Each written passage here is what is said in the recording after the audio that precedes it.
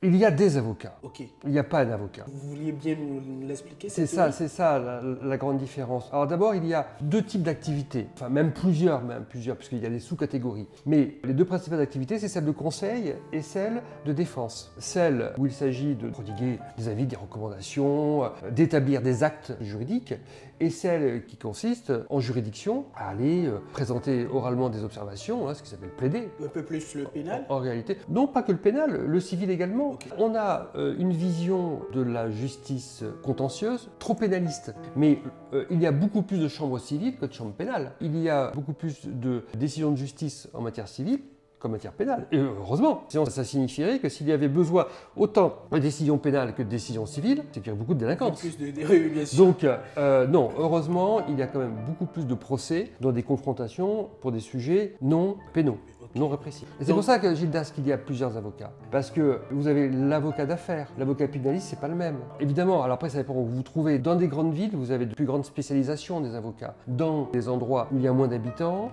l'avocat peut faire un peu tout. Mais on n'a pas la même approche du métier quand on est avocat pénaliste ou quand on est un avocat d'affaires. C'est pour ça que je vous dis qu'il y a plusieurs avocats. Donc définir l'avocat, la seule définition, c'est pas celle de l'avocat, c'est la définition du juriste. C'est celui qui est là pour aider à la mise en œuvre des règles dans l'intérêt de ses clients.